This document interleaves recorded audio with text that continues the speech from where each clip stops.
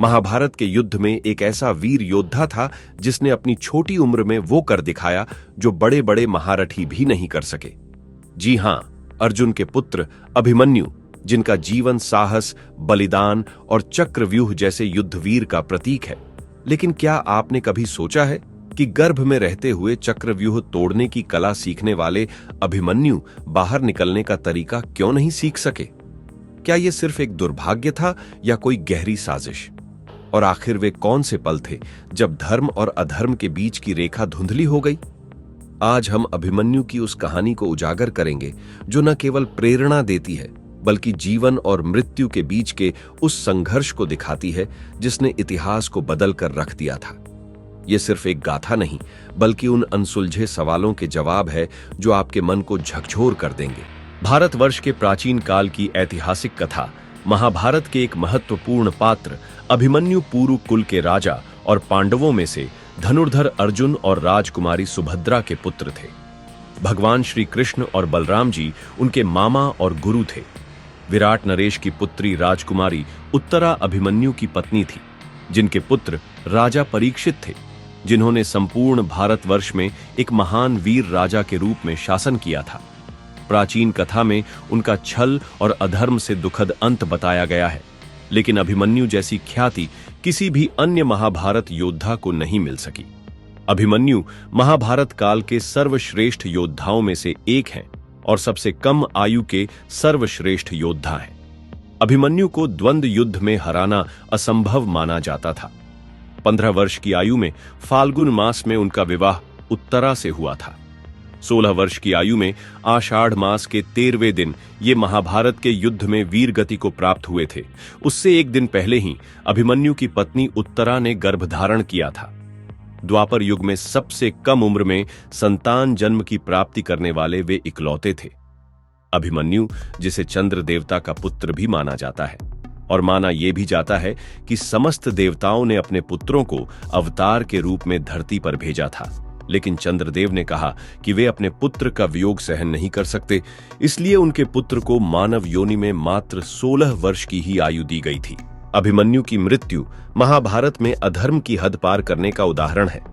महाभारत युद्ध के 13वें दिन की बात है। युधिष्ठिर को चक्रव्यूह में फंसाकर बंदी बनाने की मंशा से कौरवों ने अर्जुन को दक्षिण की ओर युद्ध में फंसा रखा था। युद्ध के नियम के अनुसार यदि कोई योद्धा किसी योद्धा से युद्ध करते समय बीच में युद्ध छोड़कर भाग जाता है तो उसे हारा हुआ माना जाएगा। इस कारण से अर्जुन दक्षिण की ओर ही युद्ध कर रहे थे। समय की गंभीरता को समझते हुए द्रोणाचार्य ने चक्रव्यूह की रचना की थी।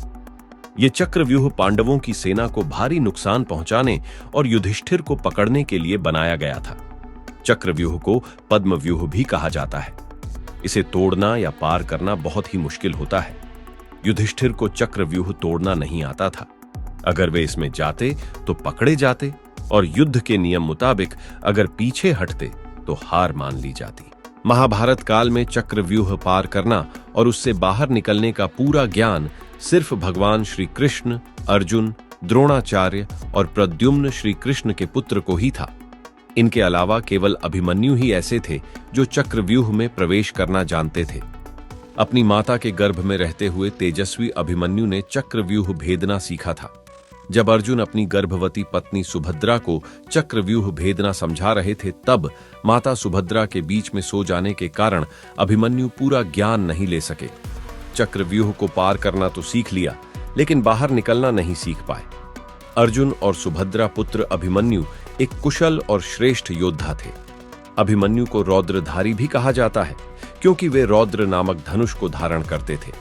ये धनुष उन्हें उनके बड़े मामा बलराम जी से मिला हुआ था। मूल रूप से ये धनुष महादेव का है। महादेव ने ये धनुष बलराम जी को दिया था। वीर अभिमन्यु ने अपनी बहादुरी और हिम्मत दिखाते हुए महाराज युधिष्ठिर से चक्रव्यूह में जाने और उसे तोड़ने की अनुमति मांगी, लेकिन युधिष्ठिर ने अभिमन्यु को आज्ञा नहीं दी। लेकिन समझदार और साहसी अभिमन्यु को पता था कि वहां मौजूद बाकी योद्धाओं में से कोई भी चक्रव्यूह तोड़ना नहीं जानता था।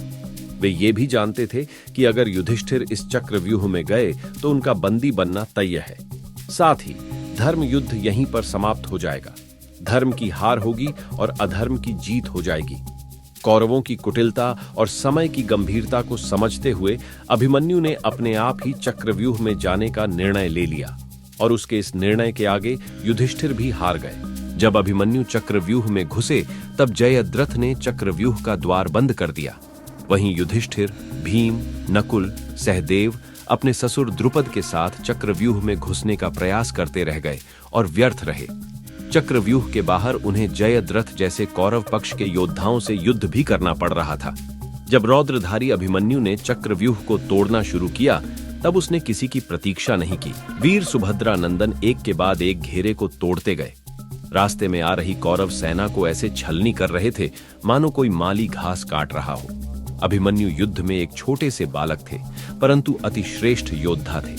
छठे घेरे को पार करते करते अभिमन्यु ने रुकमार्थ, बृहदबाला, लक्ष्मण दुर्योधन का पुत्र, 6 सलाहकार, कर्ण के 7 पालक भाइयों, शल्य के पुत्र सहित कई योद्धाओं को मार डाला। ये सब देखकर कौरव पक्ष विचलित हो उठा था। वीर अभिमन्यु से कौरव सेना के योद्धा अकेले लड़ने में असमर्थ लग रहे थे।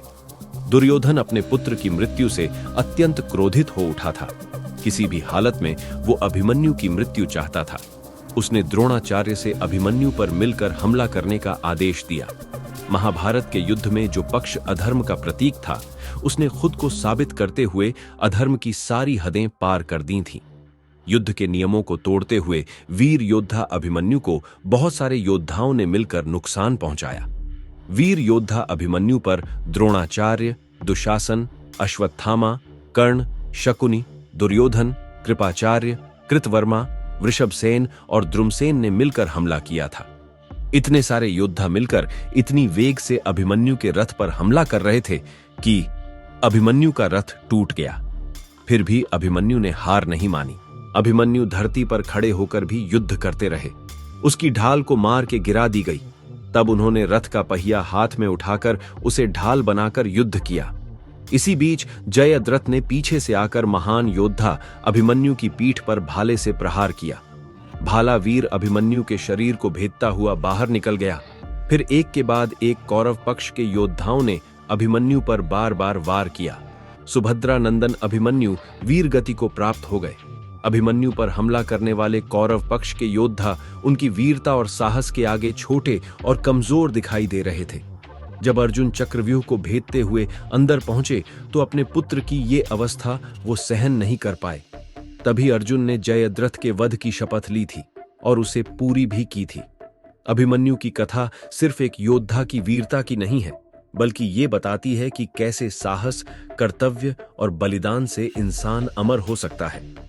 महाभारत के युद्ध में बहुत से महान योद्धाओं ने युद्ध लड़ा, परंतु जो शौर्य, साहस और क्षमता वीर अभिमन्यु की थी वो किसी और में नहीं थी।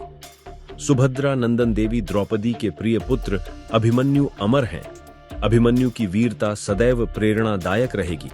उनकी मृत्यु केवल एक घटना नहीं थी, बल्कि महाभारत के पूरे युद्ध को नई दिशा देने वाली क्षण थी। अभिमन्यु का बलिदान हमें ये भी याद दिलाता है कि हमारी आज की पीढ़ी को उन मूल्यों की आवश्यकता है जो उन्होंने अपनी छोटी सी उम्र में समर्पण और साहस के रूप में दिखाई थी। वो सिर्फ एक वीर नहीं थे, बल्कि उन्होंने हमें ये सिखाया कि असली वीरता अपने कर्तव्यों और अपने परिवार के प्रति निष्ठा में है। अगर आपको भी अभिमन्यु के संघर्ष और उनके बलिदान से प्रेरणा मिली हो तो इस वीडियो को लाइक करें और हमारे चैनल को सब्सक्राइब करें, ताकि हम और ऐसे प्रेरणादायक वीडियो आपके सामने ला सकें और हम आपको और भी ऐसी गहरी और भावनात्मक गाथाओं से जोड़ सकें। मिलते हैं फिर एक और वीडियो में, तब तक के लिए जय हिंद।